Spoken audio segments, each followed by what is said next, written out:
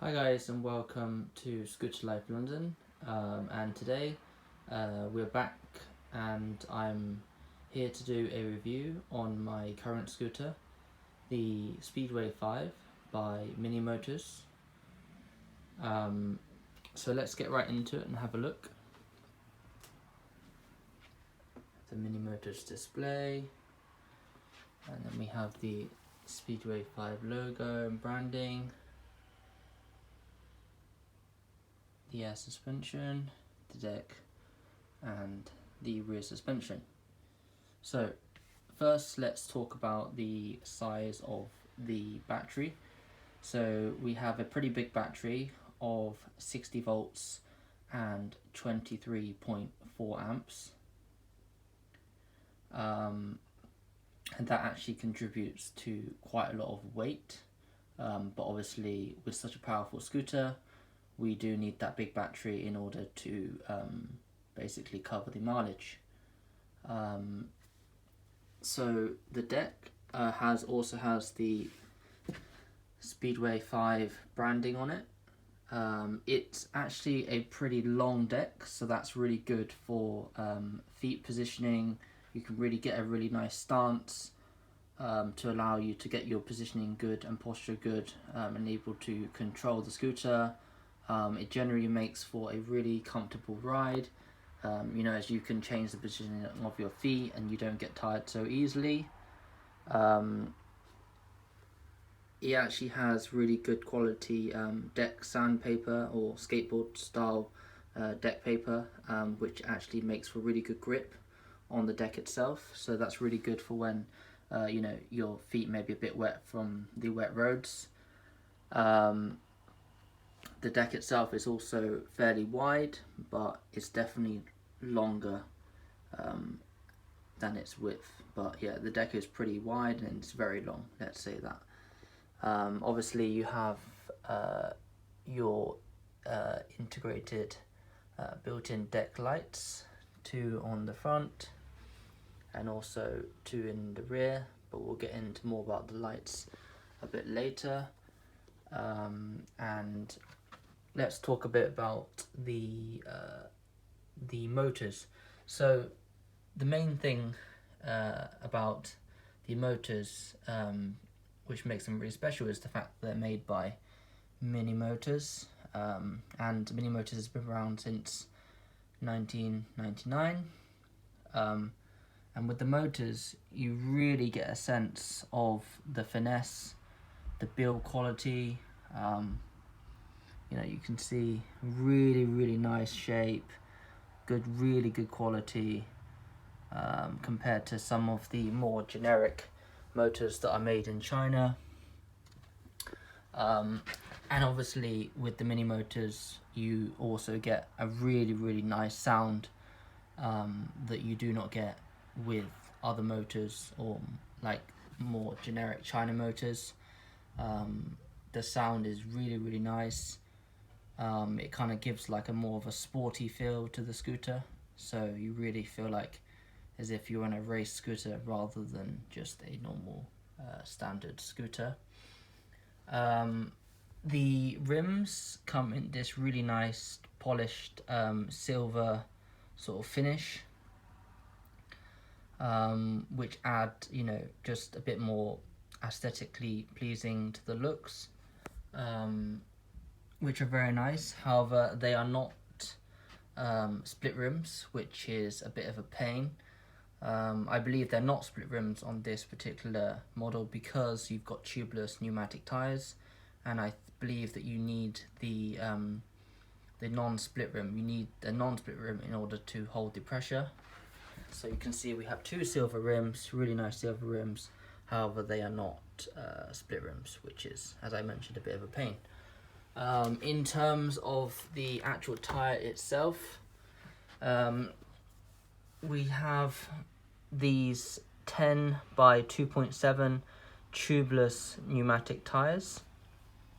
What that actually means, as far as I've seen so far, is you do not have a inner tube inside, and what you actually have got is just a sealed chamber which you pump air directly into, and I believe you can hold much higher pressures, which is how you get reduced punctures by having a much more solid, higher pressure tire. You're much more less likely to get a puncture.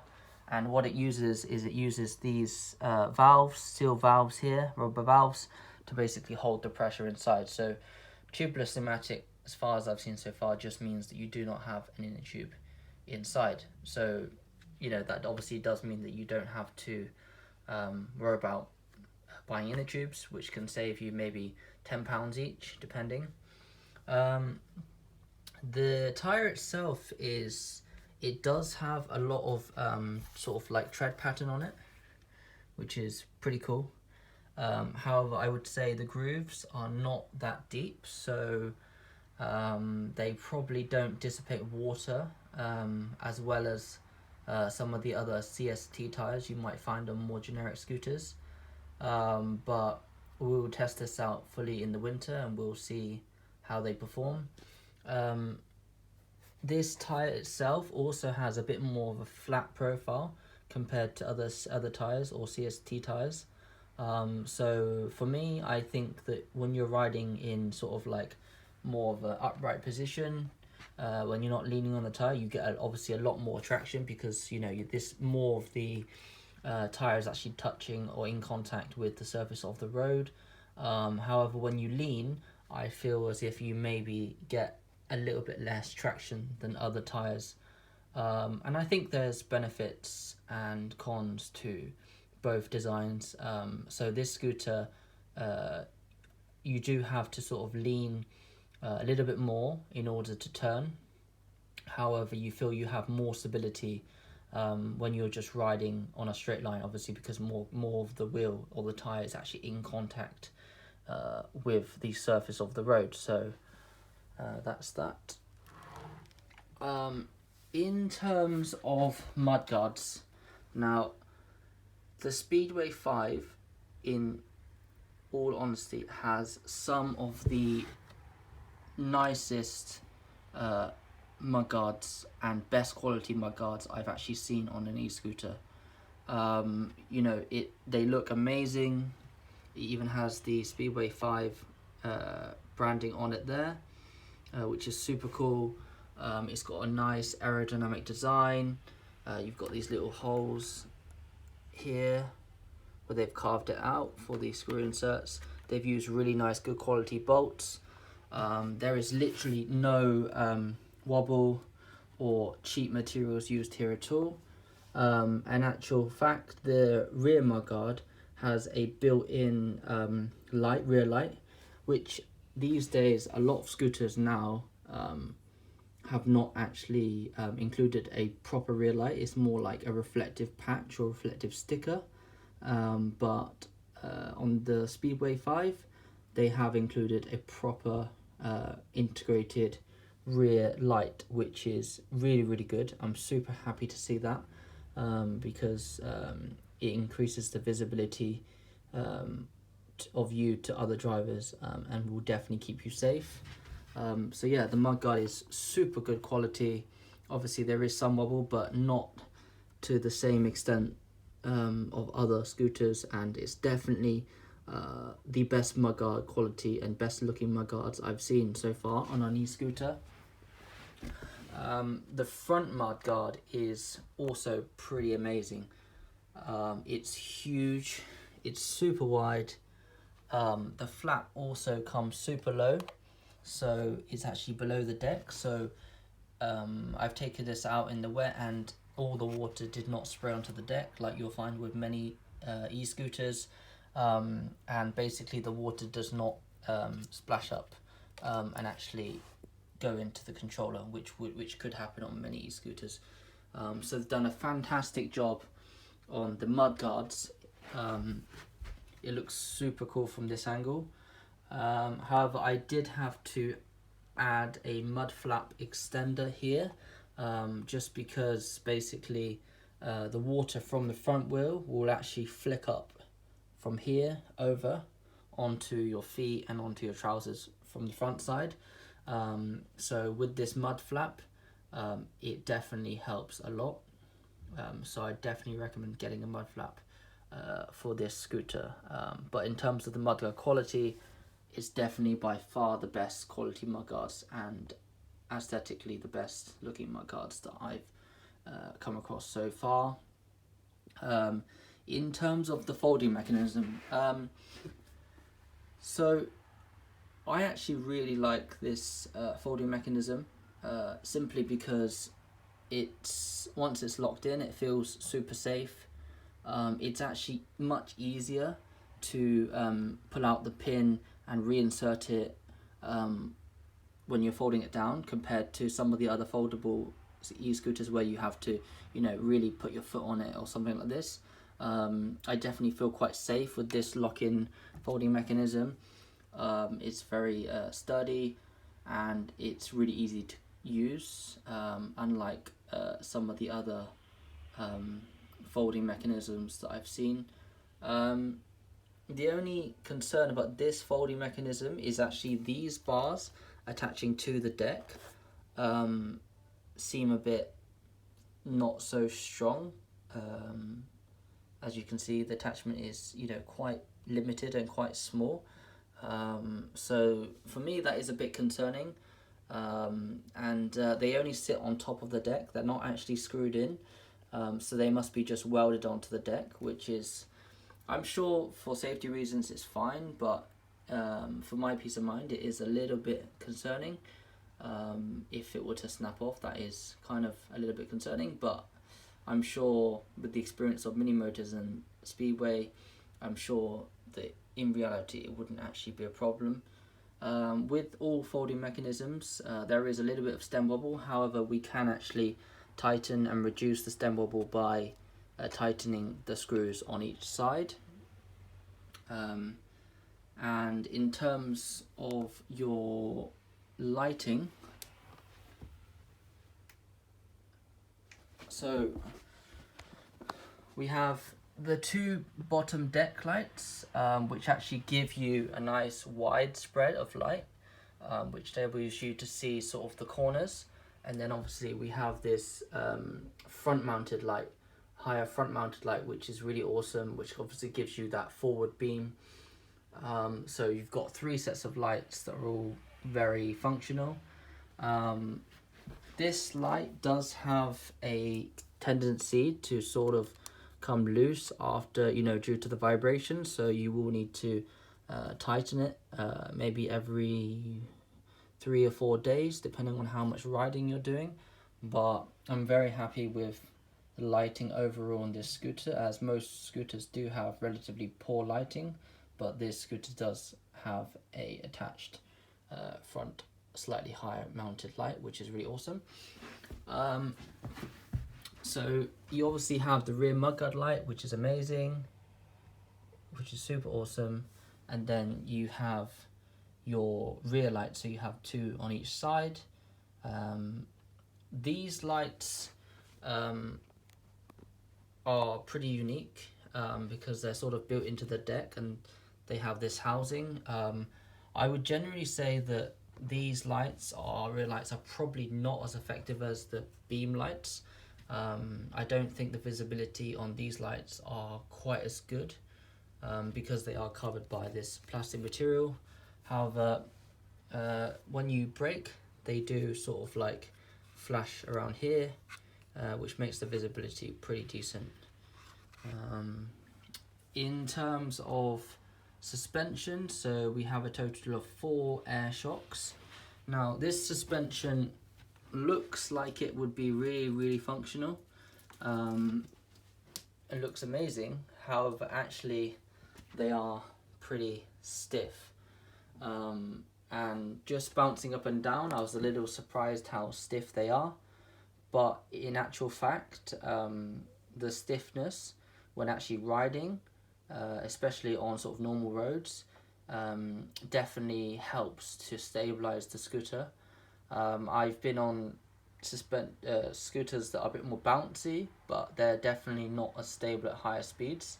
So providing that you're not taking this scooter off-roading, which you shouldn't really be doing anyway, as it's more of an urban commuter scooter, this suspension setup is actually pretty perfect. Of course, if you're going to hit big speed bumps, then you might get thrown off. But in terms of actually absorbing the bumps and allowing you to travel at higher speeds at stability, this suspension is pretty well set up. There are obviously some Taiwanese brands called EXA or EXA, which you can upgrade to. I may consider, but at the moment I'm pretty happy with how this suspension is working.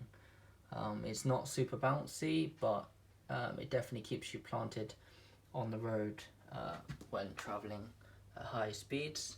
For the brakes, we have mechanical disc brakes, which on a scooter like this, I think we do need to have a minimum of hydraulic brakes, for example Nut or Magura. I would not recommend Zoom brakes, as I think they're absolutely shocking, maybe even worse than mechanical brakes, but Nut upgrades or even better Magura brakes would be perfect. I think that a scooter of this caliber and speed and cost should come up with standard with hydraulic brakes.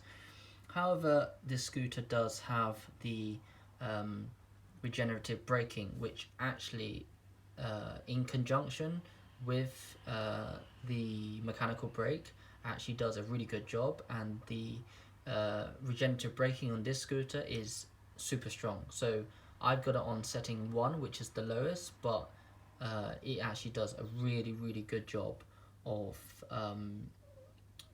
basically slowing you down. Without the regenerative braking, this scooter would not stop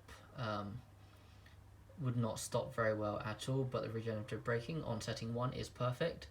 I think anything more than setting 1, any higher, the regenerative braking would be potentially dangerous.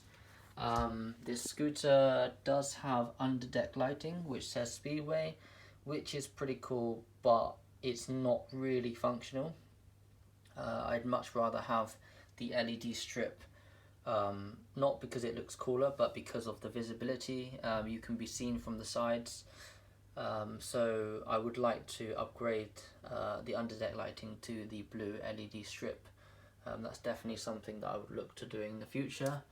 Moving up to the stem, it's got this very cool aerodynamic stem, and it's being reinforced in the forward direction, like most scooters, and basically that adds to the rigidity in the direction of the force going forward. We have a quick release mechanism which allows you to bring the handlebars down, and if we now go up to the handlebar set, so this is the first time I've been using a Minimotors display. As you can see, it looks quite old-fashioned in the way that, you know, it's got this green, but it is super functional.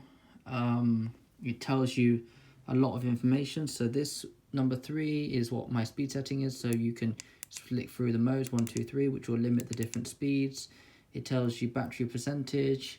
Here you can flick through how long you've been riding, the trip that you've done, the odometer, and obviously the speed display. And there are a lot of configuration settings in here with the P settings, which you can configure yourself.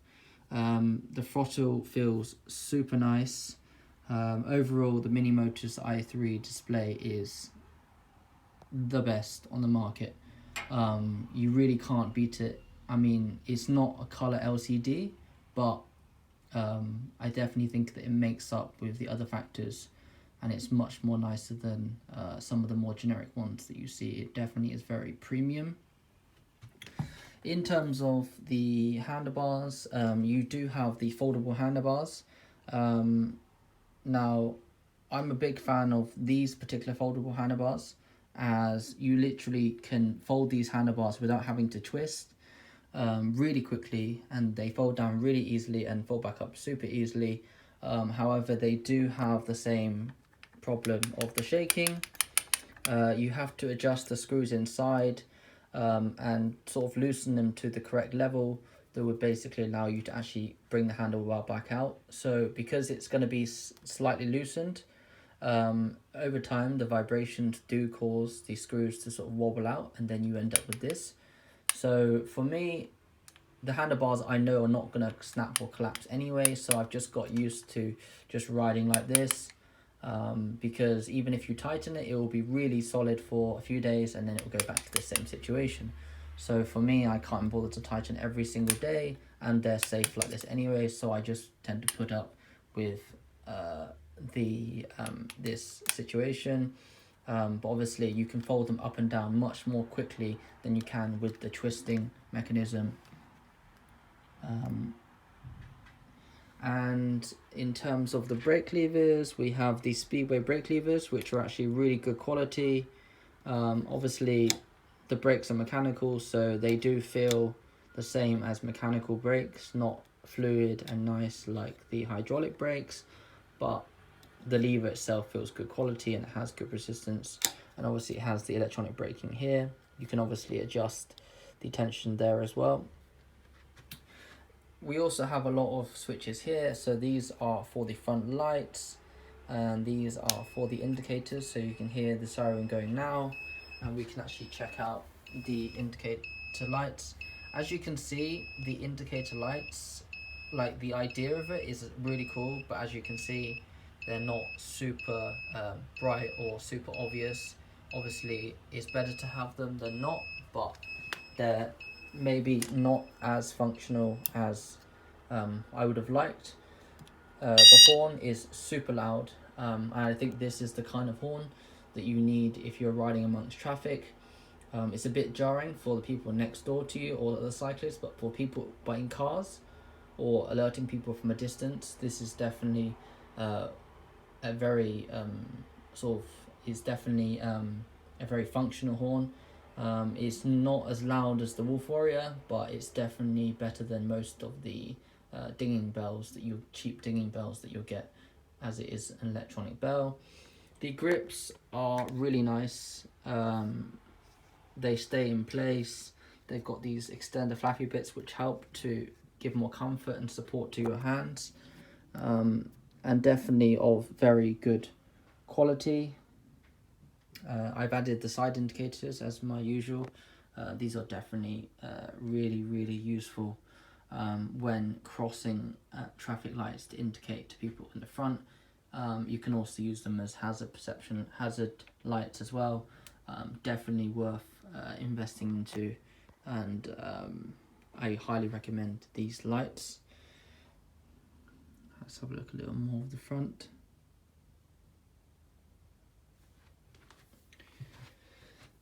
So yeah, we have dual motors, so most of the scooters made by Minimotors, especially Dualtrons, including the Speedway 5, have dual motors.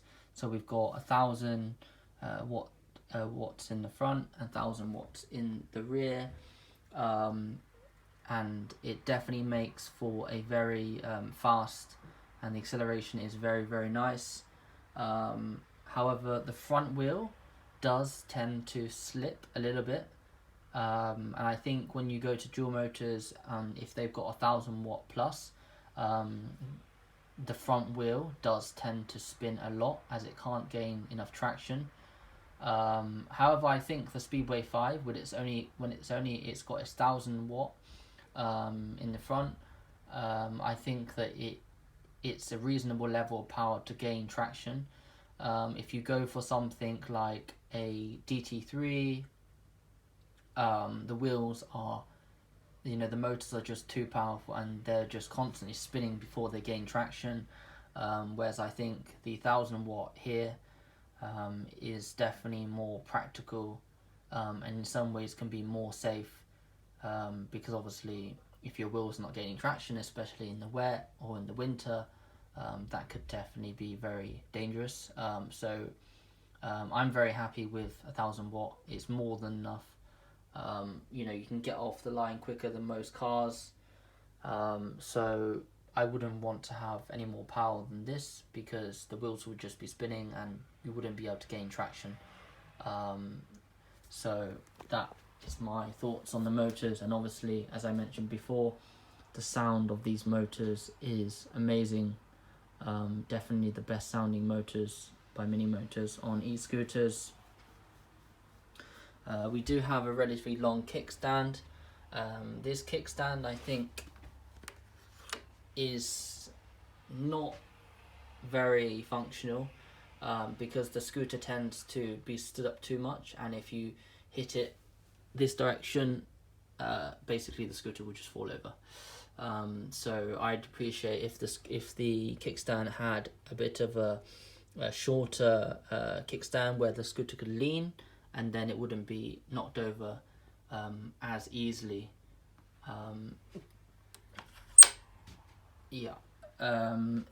In terms of what the 1000-watt motors actually will produce, so we can hit speeds of 40 miles an hour on this scooter. I definitely don't recommend you to go 40 miles an hour, especially riding around in London, because obviously 40 miles an hour on a e-scooter is very, very, very fast. I would probably say try and stay around the 25 to 30. Obviously, in big open roads, then maybe 40, but definitely want to wear some helmets and body gear. I have gone over all the edges with silicone, which is why my scooter looks like a bit of a mess, but it's definitely worth to seal up all the corners of your deck, so that water doesn't go in. The cables do run down the tube and in through here, so you want to make sure that this is always covered up at all times, as water can actually get in there. And basically in the front you have your controller, and then you have your battery, so you definitely want to make sure water does not get into the deck, as that will be very bad for your scooter. But yeah, I mean, overall, I think this scooter is super awesome. It's definitely a upgrade from my last scooter, which was the 010. But obviously, the price tag on this scooter of £1,750 RRP in the UK is another £500 more than the 010. So you would expect to get a bit more quality.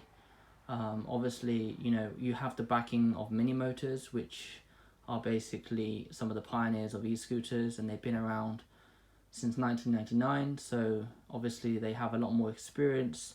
They're known to produce good quality parts, which for a urban commuter scooter, this scooter is definitely very good quality. By no means is it perfect, but you can definitely get a sense of the quality and the workmanship of this scooter. So who is this scooter for? I would say that it's for someone who wants, firstly, obviously dual motor. If you need that acceleration, it does go 40 miles an hour. You have got the stated range of 75 miles. However, from my testing so far, if you run it in dual motor, you will get nowhere nearly that amount of miles. I mean, I think I did around 25 to 30 miles, and the battery was pretty low running dual motor, obviously because the battery is a very big battery, but when you're running dual motors, you're using almost twice the amount of energy and power and battery. So I think the 75 miles range was probably done, in ideal conditions, probably using single motor as far as I can see so far. As with dual motor, I definitely can't see myself doing 75 miles of range. But it will do a good 20 to 30 miles riding at top speed. 30 miles an hour plus, running in dual motor, you'll definitely get a good 25 to 30 miles. And obviously if you run it at lower speeds and in single motor, obviously you will get much more range, closer to the estimated range on paper. Another thing to mention is basically I was really excited by this Eco Turbo mode and single motor. Obviously in the rain or in the wet conditions or winter, you don't want to be using dual motor, as your front wheel will definitely slip on manhole covers, or in the autumn when there's lots of slippery leaves.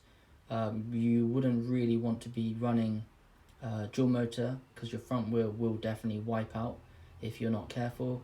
So I was super excited by these buttons. However, one of the manufacturer problems that I've had with this scooter is basically if you run it in single motor, you will actually blow your controller. I'm not a mechanic, so I can't confirm exactly why this happens, but I have blown one controller where the front motor controller system has actually failed, and that I believe is because I was running it in single motor when I was riding in slightly wet conditions, but I changed it down to single motor to get more traction and to avoid going at higher speeds. And basically after about 15-20 minutes of riding, the controller did blow, and I've heard that it is to do with running it in single motor. So now I'm basically avoiding running in single motor, which basically I wasn't too happy about, and it kind of defeats the point of this switch, because basically now I'm just going to run it in dual motor all the time, obviously being more careful, being more cautious. But I would have liked to have had that single motor function with just the rear wheel working for the winter and sort of autumn months. But that would be one of the flaws, I think, with this scooter or the motor controller system. But hey, no scooter is perfect. So, but yeah, I will be running this in single motor mode, dual motor mode, all the time now, riding more cautiously and carefully, as I do not want to change my controller again, as I believe that was the reason why the controller failed. And this has sort of been a known problem with the Speedway 5. But yeah, overall I think it's a very aesthetically pleasing scooter. Definitely from the side it looks amazing. It's very good quality. The materials used are super high quality. It's very fast. It covers a lot of range. It is very heavy at 30 kilos, but it is manageable if you have only one flight of stairs. It's a pretty big, long scooter. It's not super wide, but it's very long when you actually fold it up, with the front arch and the wheel, the way that it folds. It still can fold down pretty small compared to its size now, but it definitely would be the limit for a commuter scooter, I think. Like you can just about take it on to buses and public transport at a push, but I think this is the limit in terms of weight and size that you would want for a commuter scooter, in terms of using public transport or going into shops. Obviously if you go into big supermarket it might be okay, but I do think obviously if you want stability for your you're traveling a lot of miles every day, then you want a bigger scooter, more stable, bigger tires, more power, but I think you do sacrifice the portability a little bit in terms of just jumping onto a tube or jumping onto a bus in London, especially during busy times. I think it would be a bit of a push, but overall I think it's one of the best urban commuter scooters in its class. As I said, the build quality is amazing, the performance is really, really good, the lighting is also really good. Obviously it's not a perfect scooter, but I definitely think that it's the best in its class. Haven't had any major problems with it except for the controller burnouts, which was a bit annoying. So if you do get the Speedway 5, I probably would recommend to keep it in dual motor, and yeah, keep it in dual motor and not run it in single. And I personally would definitely recommend this scooter. Make sure you purchase it from a company that you know is going to really service and look after you well with the warranty, as you know, it is a mechanical machine, so you know, problems can obviously occur. Always, you know, check that everything is nice and tight with the bolts. Make sure you do your regular maintenance. That will avoid causing, you know, bigger problems further down the line. So yeah, you know, for looks, I give this scooter 10 out of 10. Performance is definitely up there, 9 out of 10. Portability, I think I can only give this scooter about a 7 out of 10, as it's getting quite big, but it's still, you know, I think for someone living in a flat in London, it's still manageable, but it is getting on the big side, so I would probably give this scooter a 7 out of 10 for portability. In terms of safety, I mean, this scooter's got 10 by 2.7 inch tyres, that's super awesome. Really good mudguards. The brakes could do with a bit of an upgrade to hydraulic, but you've got the regen, so that makes up for there. The lighting is really good, except for I prefer to have LED underdeck light side lights, which would be nice. Yeah, it's so for portability it's a 7. For power, it's definitely up there, probably an 8. It's not as fast as your Dualtrons, for example the DT3. A lot of people say it's, you know, the same as the DT3. For me personally, I would say the DT3 is a lot quicker. It wheel spins a lot more. So for anyone that tells you the DT3 and the Speedway 5 are the same, I would have to beg to differ. That's just my own personal opinion from riding a DT3 and a Speedway 5. I would say the DT3 is more of an upgrade in terms of power, but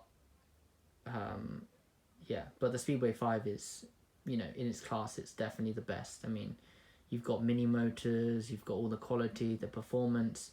I think this scooter is probably more than enough. For most people, even experienced riders, it's definitely more than enough. It's fast enough, it's powerful enough. I mean, you know, one last thing to talk about. This scooter definitely has a lot of like finesse. As you can see, like all the paintwork is like really nice. It's got proper painted logos, nice mudguards, very nice motors, nice grip tape. Everything about it, all the quality is there. In terms of the paintwork, this paintwork is a bit more fine-tuned, so it's not as durable as some of the more rugged designs. For example, the paintwork on the 010, or for example like a Xiaomi, would be a bit more durable. It's a bit more rough in texture, a bit more durable, whereas obviously Minimotors is about finesse and refined, so it has a super nice finish, super nice paintwork, but it's not that type of rugged paintwork that you can get away with if you sort of like scratch it up. But yeah, I think it adds to the classiness of Minimotors, and I think that's what Minimotors products should, you know, be like. So yeah, super happy with the scooter. Hopefully this will be my last scooter, but who knows, I keep swapping scooters. But up to date, this is probably one of the best scooters that I've ridden well, not ridden, but one of the best scooters that I've owned so far. And one last note, for, you know, riding e-scooters in London. In terms of this scooter, we're definitely getting into the high performance, sort of like, you know, mid to high performance scooter. Please be responsible with your riding. Just because this scooter can accelerate, for example, to 0 to 15 in, for example, 2 to 3 seconds, you know, please think carefully about before doing that. And please, you know, don't ride 40 miles an hour in central London. Please ride more responsibly, more like a cyclist. And also, with these kind of scooters, I've upgraded to wearing more of a motorcycle jacket with padding. I wear full face helmet now, because although these scooters will be fun and you don't come off that much, but if you do come off, it's definitely going to be, you know, very nasty, especially if you're doing, you know, 25 miles an hour plus, which this scooter can definitely do. So please ride safely, responsibly. Be more aware of others. Don't ride on pavements. And please wear proper protective gear, gloves, helmet as a minimum if you can. You know, get yourself a nighttime high visibility reflector jacket. Wear padded jackets. Definitely, you know, protect yourself and ride safely and responsibly. And yeah, enjoy, you know, the freedom of green transport, but please be very careful when riding a high performance or power scooter like this. This is not an entry level Xiaomi, you know, it's not your mid-range scooter, it's definitely a high performance scooter. So please ride safely, enjoy it, and be responsible with your riding. I think this definitely concludes this Speedway 5. So yeah, I would definitely recommend it, but make sure you get it from a reliable supplier or source when you think about the warranty and servicing of your e-scooter. And yeah, that's it. So we'll see you in the next one, guys.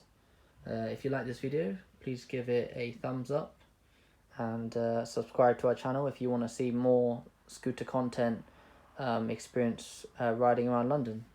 Thanks for watching, guys.